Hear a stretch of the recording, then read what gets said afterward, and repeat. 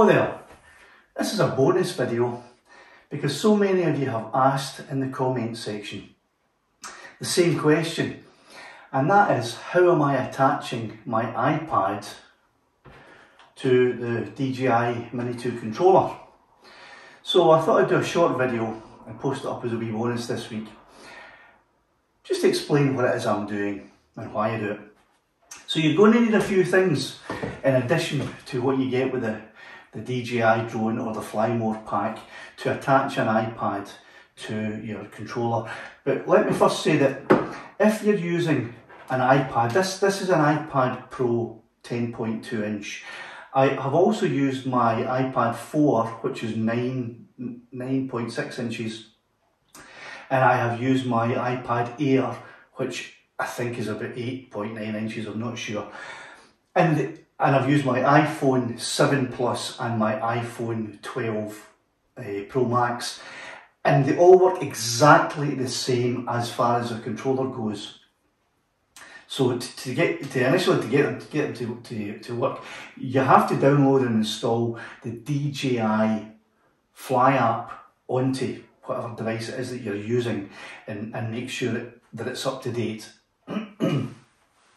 And that way they're all going to work exactly the same. The difference is in how you mount them to your controller. Now obviously, if you're using a phone, it's simple.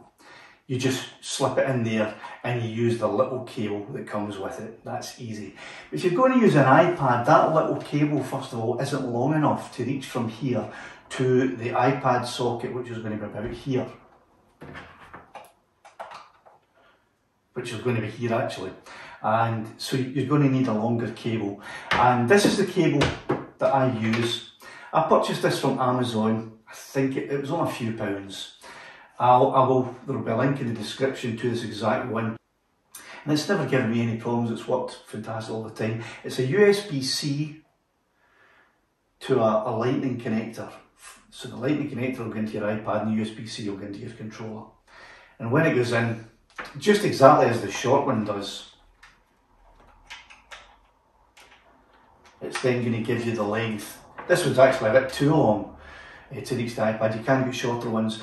I erred on the side of caution and got one slightly longer, but I think I will be sending away for the one. I think there's one about maybe 6 inches, and I'll be getting that one because this one is just a bit too long. So you're going to need that. But how do you actually mount the iPad to the controller? Well, I looked at the mounts that you can buy that fit properly in the big plastic things, and they were about 30 quid. And I noticed that when some guys were using them on YouTube, the mount mounted to the front, the iPad would sit here and it would obscure the sticks and the controls.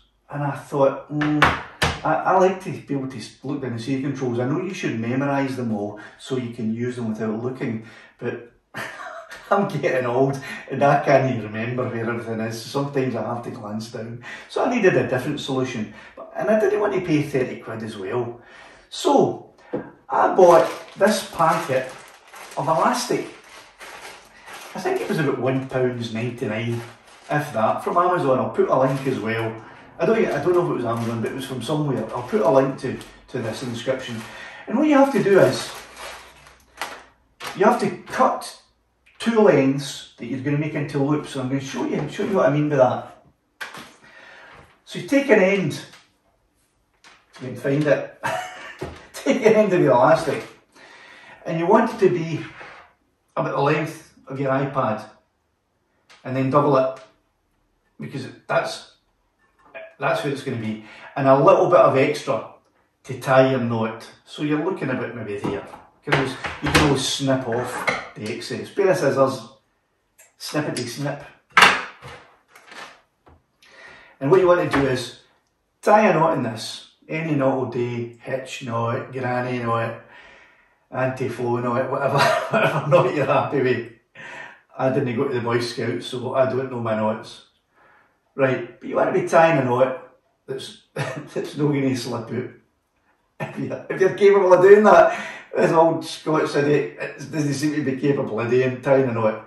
But anyway, you've got to tie a knot, so that's a loop. There we go, that's a granny knot I think I've got going on there.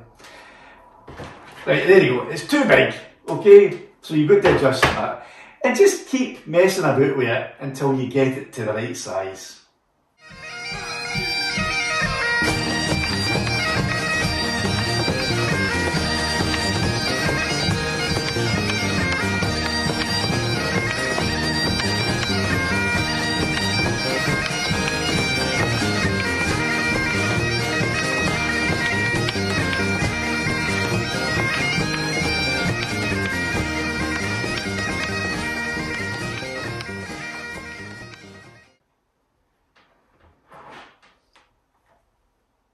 So that should be about right there.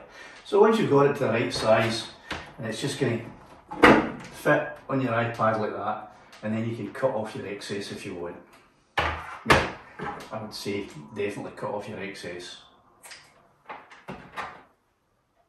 And then you're left with that. I feel like I'm on Blue Peter and I should be saying, here's one I had prepared earlier, but this is one I've just prepared in front of you, just to show you how to do it, right? So there you go, so that's one loop that you need there. And then the other, you're going to need another loop, a smaller one. About this size. It doesn't have to be an exact size, but anything that's going to be able to, you're going to tie around your controller and have a little bit of room to feed that loop through, okay? Using the same elastic. So, to mount the iPad, take your long piece, loop it through, I hope you can see what I'm doing here, loop it through your short loop, and then pop the iPad in front, and with these two loops you have, hook it on there. Now that'll do you, but to make it even more, and it's pretty secure as you can see already, don't want to be tipping it forward too much, but you wouldn't be anyway. So there you go, pretty solid. The other thing you could do is, if you take the long loop and you pull it and hook it down,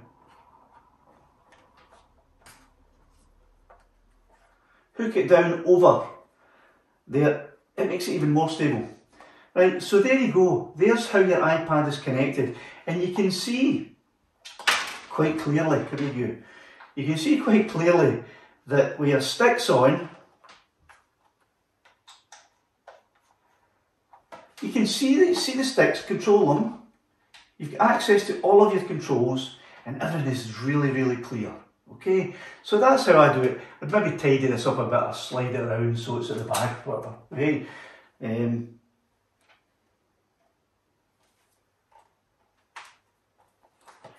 whatever you want. But there you go.